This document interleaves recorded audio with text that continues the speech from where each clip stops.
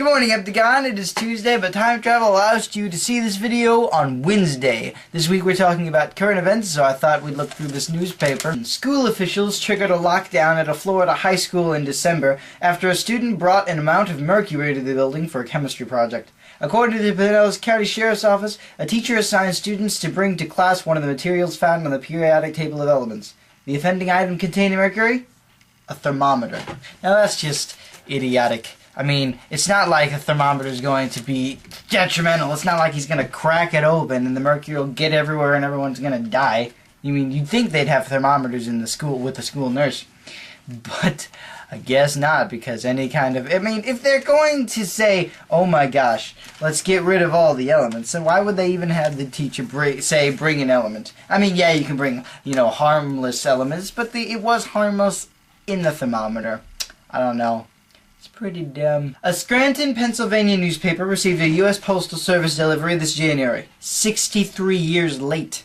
A tube containing a 1950 Pennsylvania Railroad calendar along with a holiday greeting dated December 1949 arrived a little off schedule at the Times-Tribune offices. The USPS explained that lost mail is sometimes found during office renovations. Whew! That's some time between remodels. Yeah, I'll say that. I have no comment for that. I mean, just the fact that mail can get lost is why a lot of people are saying, is a reason why a lot of people are saying that email is the way of the future.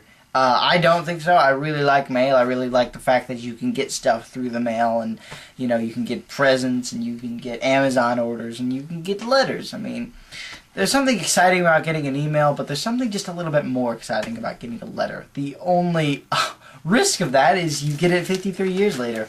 But at the same time, that's pretty special too. A lot of movies are coming out this year. We got Oz the Great and Powerful on March 8th, Iron Man 3 and Thor the Dark World on November 3rd for Thor and May 3rd for Iron Man.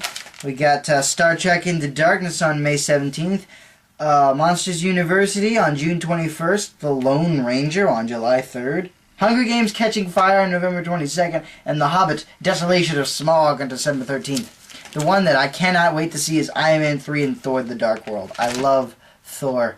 That's such a good movie. And Iron Man's good too. That's going to be really exciting. I'm going to go see Monsters University, Iron Man 3, and hopefully Thor the Dark World in theaters. And I'm probably going to go see Hobbit The Desolation of Smaug. I am going to go see Hobbit this Saturday, Hobbit 1. Yeah, if you've seen it, write down in the comments, tell me what you thought. Don't spoil anything. Curators in Bletchley Park are trying to decode a message found in the chimney of a house in Surrey, England. A tiny red cylinder on the leg bone of a carrier pigeon skeleton held a slip of paper on which is written what is thought to be a World War II message. Historians believe it came from Nazi-occupied France during the 1944 D-Day invasion. What do you think it said? Theories in the comments. It's really interesting. The fact that the skeleton would still have the note, it's surprising that the note didn't deteriorate. I'm trying to sound educated here, and like, oh, I'm so smart reading the newspaper. I'm such a mature teenage being. Yeah. A data protection group in Germany is threatening to penalize Facebook if the social networking company doesn't bend its no fake names policy in the country. The group contends that requiring real names breaks German law designed to protect free online speech.